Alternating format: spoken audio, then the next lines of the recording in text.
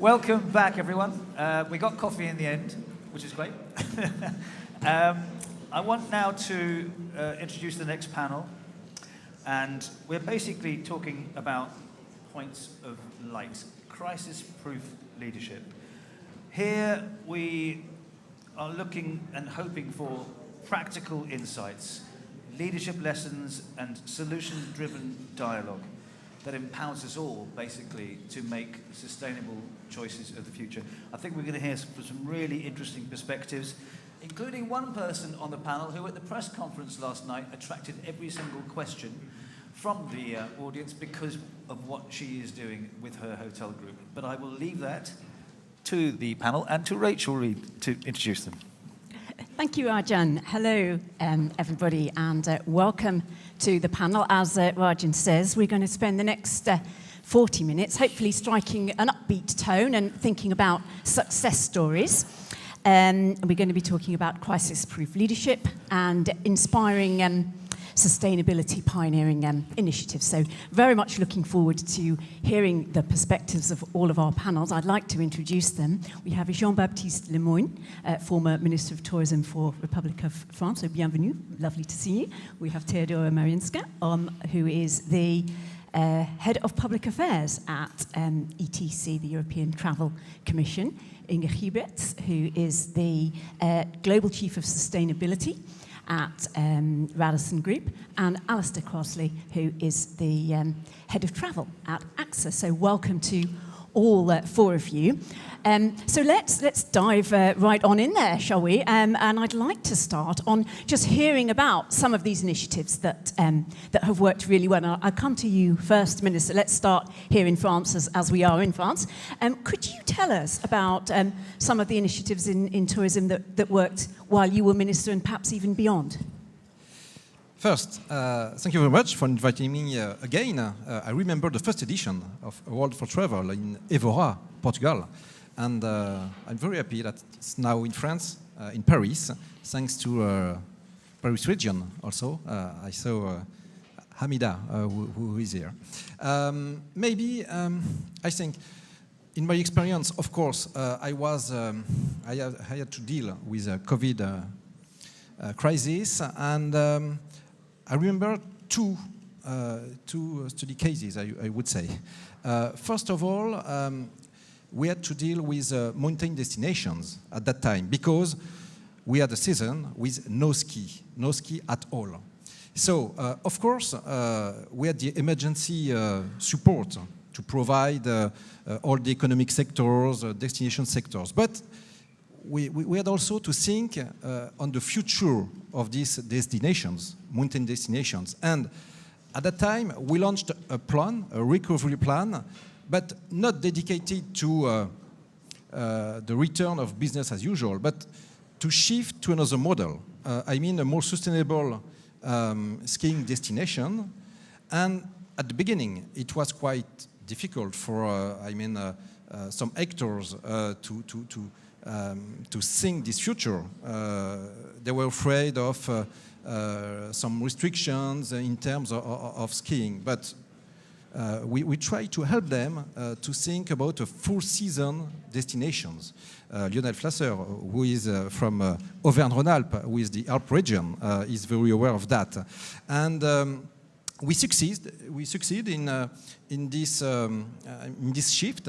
So the state put a lot of money to help both destinations and companies to turn their model. But we were successful, for example, in helping to build some valet lift in order to avoid traffic jam, congestion. So more sustainable way of access to the stations, and also we put a lot of money to restore some walking trails, to help to build a new offer that could be accessible in other season than winter. So it was a very positive, I think, a very positive case. Other case related to the COVID, France is very known for a spiritual destination called Lourdes. And Lourdes, with the COVID, saw a fall of 90% of the touristic demand, of course, because of sanitary problems and so on. And like the mountains, we worked on a recovery plan in order to help Lourdes to shift the model to not only a spiritual destination, but also a cultural destination, a MICE destinations. And we had 100 actions plan with 100 million euros dedicated to shift the model. And it's now in place. So 2 examples that I had to deal with, and I think now are successful in France. Thank you. I think it's very interesting, you know, when we can use the COVID crisis as sort of the backdrop to what we're doing now. We're kind of 5, almost 6 years on from there. And I mean, do you think that, you know, looking back on it now, obviously we're out of it, so we can have a little bit more perspective maybe on that. Do you think that the COVID crisis taught some valuable lessons in terms of resilient strategy? In my experience, the COVID crisis needed from the deciders to be quick to decide, to have some agility, flexibility. And altogether, companies, governments, we were very quick in putting some decision in place. But I think that nowadays, from the governmental point of view, I think, we are back to some kind of business as usual. I mean, what was very helpful at that time is that we think, I mean, out of the box. And we were obliged because there was no manual to face the crisis, no ready-made solutions. I take one example. As minister in charge of French abroad, I had also to deal with the French tourists blocked all over the world, like other nationalities. And because you know what happened.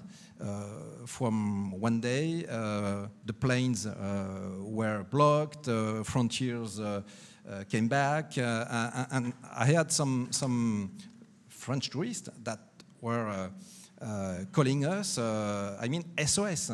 I have my hotel is closed. I have no plane. I have no place to stay, to sleep. I sleep in the street with my children. So I had the idea to put together, I mean, the datas, to cross the datas between French who are living abroad and French tourists blocked abroad. So I had to build an app to cross the datas, so that a French living, for example, I mean in Manila, could welcome a French blocked in Manila. So I was in the foreign minister office at the time. Tourism was attached to this minister, and I mean the DOG said, "Oh, minister, you have to launch a public procurement session." I had no time to launch public procurement, of course, consultation. It's 6 months. And people are concerned nowadays. So I launched a partnership with, I mean, skill sponsorship. Maybe you know Céline Lazorte, who launched Litchi. Litchi is a startup to collect, I mean, funds. And she gave me an engineer during 1 day, 2 days, and they built the app, and we launched the app. But I mean, I was responsible for that because the minister don't want to endorse that. But we succeed, and we could provide a home for many tourists blocked, I mean, all around the world. So the lesson is that we must be flexible. adaptable and think out of the box.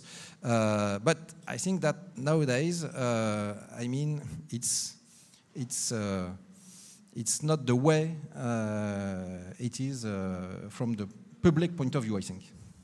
Absolutely, thank you, Anya. That's a really interesting example you provided about the community showing resilience, and I think we will come back to that as we go through the conversation.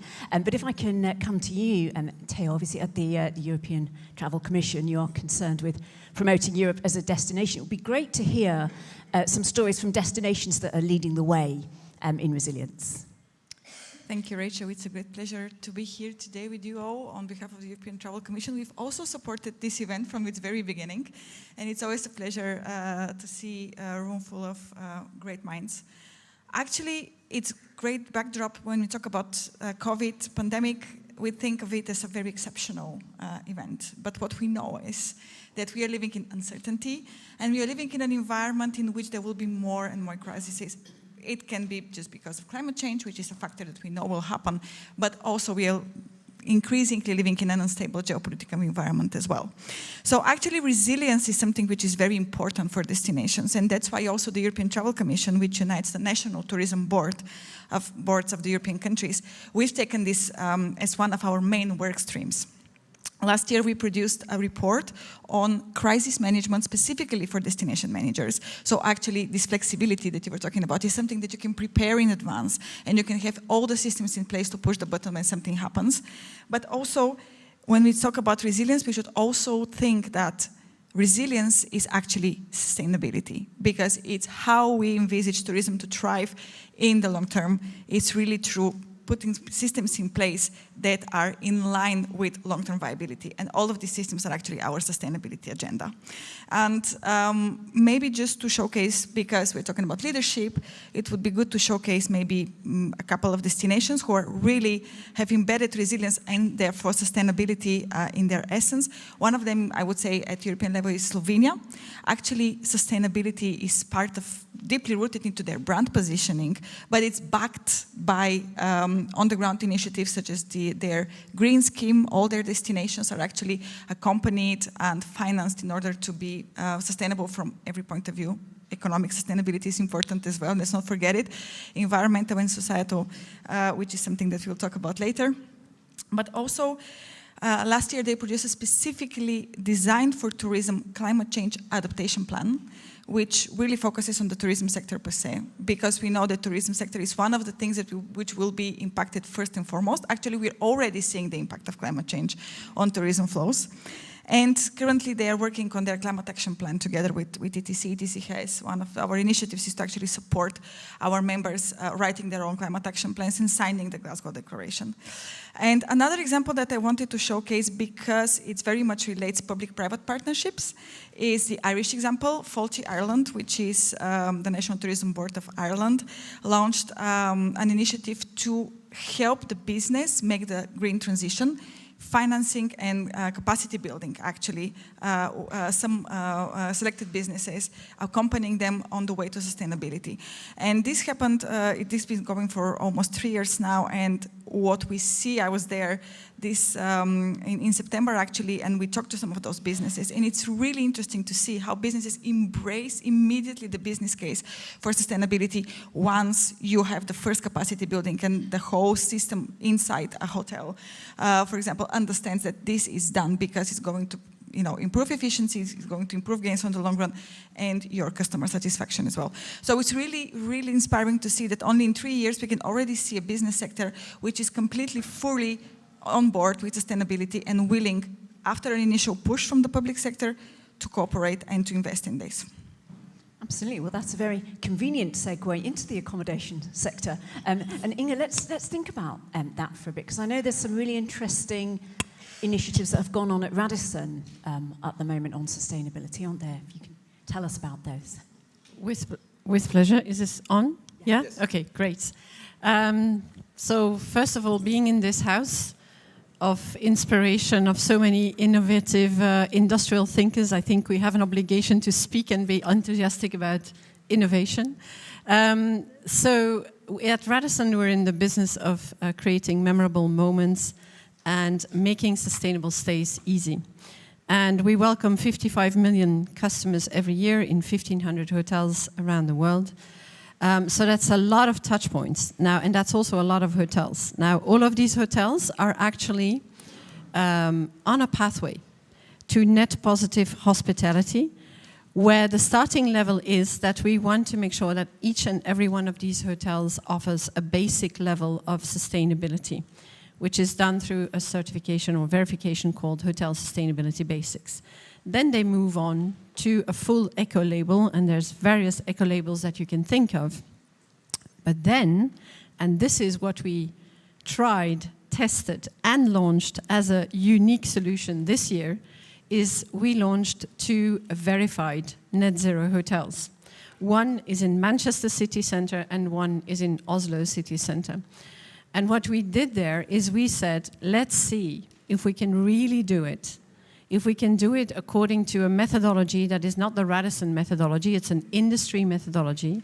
If we can do it not only for scope 1 and 2, which is energy, but also for the operational scope 3, which is your food and beverage, your waste management, your laundry, your transportation, if the hotel offers transportation, all these elements, how far can we go in reducing significantly the carbon footprint and then compensating the remainder through carbon removal certificates? We've done that, we got it verified, and the results are very positive, not only for us as a company, because it creates inspiration that also inspires so many of our teams to be part of this. It's a little bit what you were saying about Ireland, but it also creates a tremendous success with our clients. They love it. We measure that. Of course, we're a data-driven company. We need to prove that the investments we made the money was well spent. So we see that these hotels actually outperform in terms of market share. The guests tell us they recognize it. They tell us they booked the hotel because it's a verified net zero hotel. We have 70% more visits to the website. All these things are actually measured, and we hope, of course, that we can sustain these results, because that will be then the gateway to do many more. Absolutely, thank you. That's really good to hear. And are there plans for any more net zero hotels that we can know about yet? I can't reveal where they are, but we have a list of 10 that we are going to do in 2026. Oh, we look forward to that then. And just thinking about all of these, it's really great to hear about how all of these initiatives are really actually working instead of just talking about them. I would be interested to hear the panel's perspective on who should be leading these, because we always talk about everything as a collaborative effort, and we think about the 3 pillars of collaboration for success in tourism. We usually talk about governance, industry, and community and consumers. And I'd like to maybe come to the Minister first. Do you think it needs governance to do all the heavy lifting? What's your experience of that? I think it's very useful to bring all together. And that's why at that time, when I was minister, I launched the so-called, in French, Comité de filière tourisme, that Pascal Fontenelle-Persson know well. I mean, it's a tourism committee who unites not only, administrations, Atout France, but also representative of the different sectors of the tourism, representatives, of course, of the local communities, of the tourism authorities, be it local, regional, and so on. So we were more or less 100 of people with very regularly calls or video, and it was a very useful tool to make efficient decisions and to have a shared process decision. Unfortunately, this tool is no more existing in the same way at the time, but in the COVID and after the COVID, it was very positive to embark everybody to listen, of course, the needs, to share our vision, to shift tourism to sustainable tourism. So it's my experience that we need, a shared governance with everybody on that. Absolutely. And maybe Thea or Inge, I'd be interested to hear your perspective. Maybe come to you, Thea. I know you've got some experiences of it not necessarily all being governance-led. It'd be really great to hear those.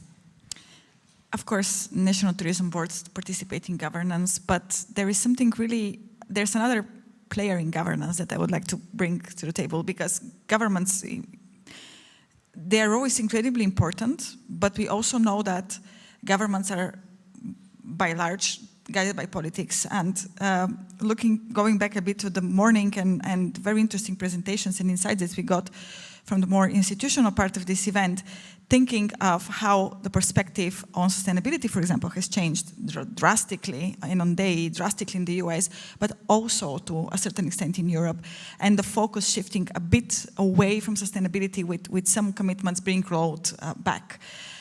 Something that would actually maintain governments responsible for their promises is actually their citizens. And what we have seen now, increasingly in tourism, is that the societal dimension of tourism is becoming more and more important. And the communities want to take active part in decision-making on tourism. I mean, we had protests all around Europe in the beginning of the summer of people concerned that tourism was actually not bringing the benefits that they were expecting, but was creating a lot of overcrowding and other problems in their destinations.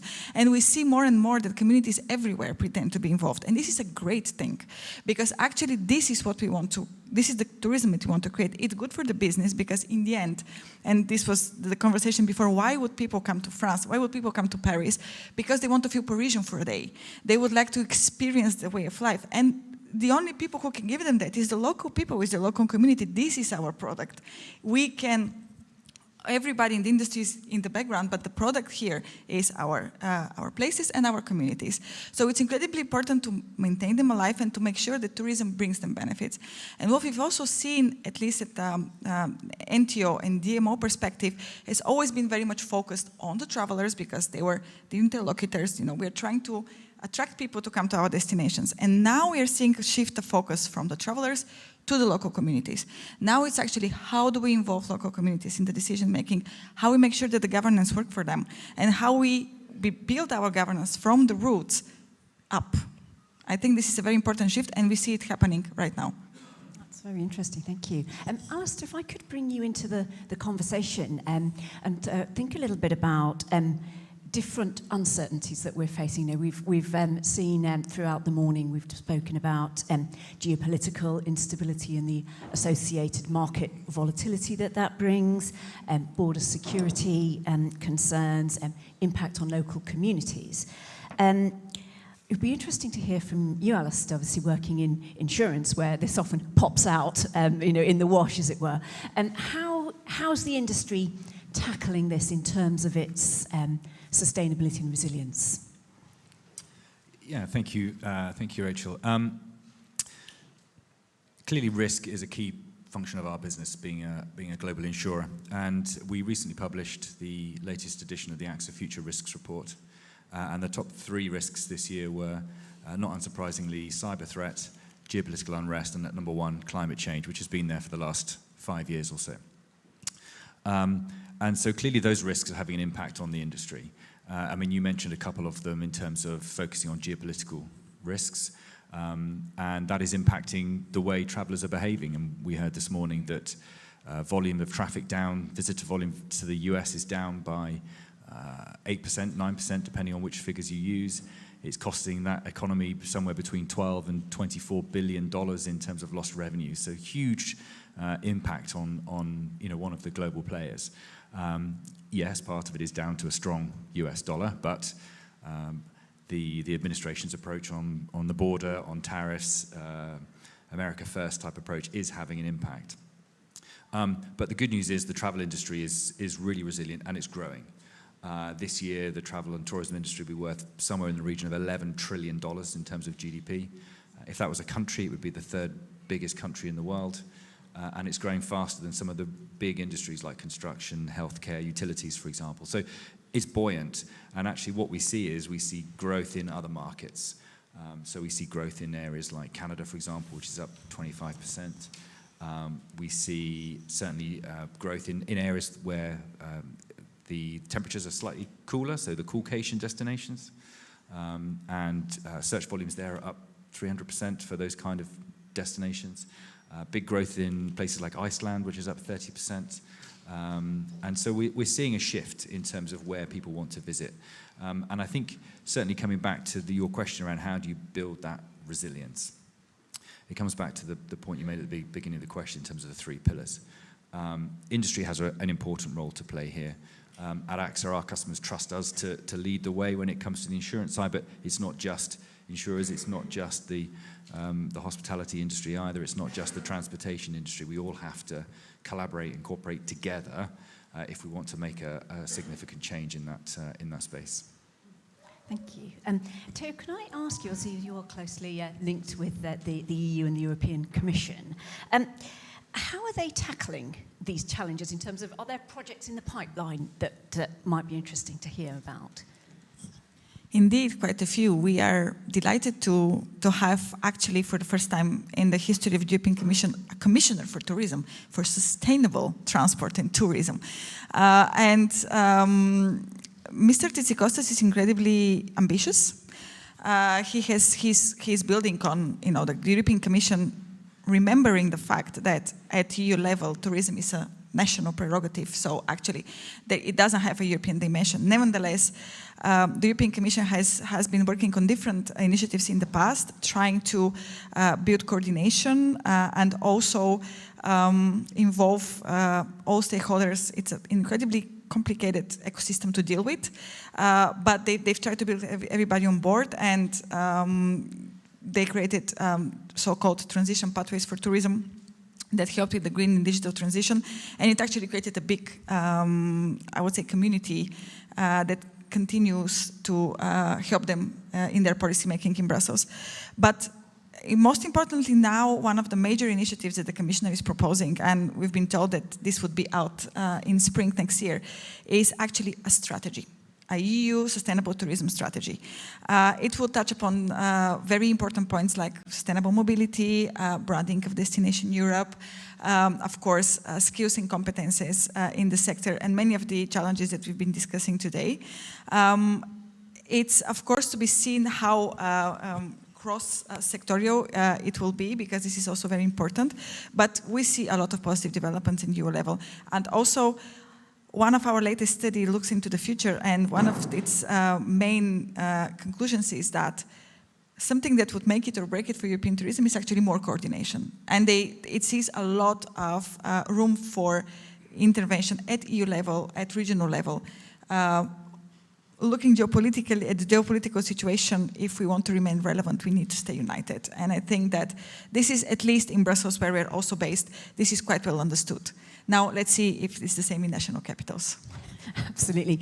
Now I believe we are coming to a close already. I can't believe that. There's so much to cover. But if we could maybe just wrap up, I'll start over there and come back to the Minister. And just what do you think is then the key element for future-proofing or resilience that the industry could take away? If you had to pick one thing, what would you pick, Alistair?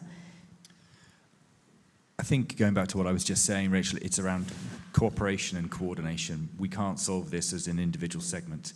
We know that it's a problem we have to solve. We heard this morning that if we don't solve sustainability in travel, then the industry will not be here in a certain number of years' time. So we have to solve it. We know the problem is there. And by coordinating and collaborating together, that's how we'll build the trust that we can ensure that there's a future for travel, and a sustainable future is there. And it's not a government piece, it's not a private sector piece, it's not a community piece, it's everybody's piece together to bring that together and make sure we can make that meaningful and impactful change. Absolutely. Inga, what would you say? Feel free to say the same, that's fine. Yes, I'm going to build on that. I would say that we already work very well together. For example, all the 50% of the global hotel industry is united on sustainability in the World Sustainable Hospitality Alliance. We work very well together with the likes of Travelists who represent other partners in the travel value chain. And I would expand that. I would say maybe even a call to action for Europe or certain countries to say, let's test net positive destinations. Let's have all the actors work together in the destinations that are on the verge maybe of becoming victims of their own success with unbalanced tourism. And let's see with the local mayors, the local DMO, the partners on insurance, the hotel sector, other partners in the value chain, how we can actually set up a new destination governance system, a destination management 2.0, to work towards a net positive destination and make sure that we can prove that we can do it, and then somehow get financing, either private financing or public financing, to prove that it can work. Absolutely. Teo, what would you say? I would say that this is a great suggestion, and I would say that we also have the business case for it, because one factor that, if we talk about recommendations, for example, to the industry to think about, is that we also have a generational change coming. And we know that the travelers of the future, they expect sustainability to be there. They really require it. They also want flexibility. They want authenticity, which is another point that we need to pay attention to our destinations and how they're managed. But we know that we'll have to evolve with that. Otherwise, we won't be relevant anymore. So there you go. The circle is closed. You have the offer and you have the demand. So let's do it. Thank you. So, Minister, we'll come to you for the final word on what's the key element of future-proofing and resilience. So, I mean, for sustainability, the equation of tourism is quite simple. It's the combination of an offer and a mobility.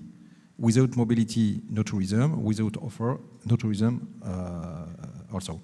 So we need a greener offer, like Radisson, for example, showcase with a net zero emission hotel. We need also mobility and travel greener. So we will have a greener tourism. So that's for sustainability. I mean, for resilience, I mean, we can easily deal with geopolitical instability and so on. I mean, the industry is used to deal with that. But I mean, for a destination like France or Spain or other destination, I mean, we have to deal with new destinations, because we can see, for example, Kingdom of Saudi Arabia. KSA is putting billion and billion of dollars and to emerge as a new destination. So if we want that France remain a destination and so remain a resilient destination, still attracting tourists, we in France, we must continue to invest also billions and billions. If no, I mean, tourism, like industry, is delocalizable. People can no longer come to France because they will choose to go to KSA or to new destination in Asia, for example. I'm fighting against this idea that work in tourism are not delocalizable, that I mean, revenue from tourism are falling from the sky. No, it's a true industry. As an industry, we have to be coordinated between public and private. As an industry, we must, I mean, schedule. We have to have plan and to invest. And if not, of course, like the deindustrialization, we can maybe know what is detouristification, I would say, even if we have to better manage, of course, I mean, peak of season. We have to manage with authenticity, with respect of the local communities. But I mean, zero tourism, we knew that 5 years ago. We know that it's also dramatic. So we have to have the good balance. And I'm quite confident, thanks to a forum like a World for Tourism, where we can, think about the future. Absolutely. Well, there we have it, ladies and gentlemen. It's collaboration, authenticity and investment that we need for our continued success. And with that, please join me in thanking Alistair, Inge, Theodora and the Minister. Thank you.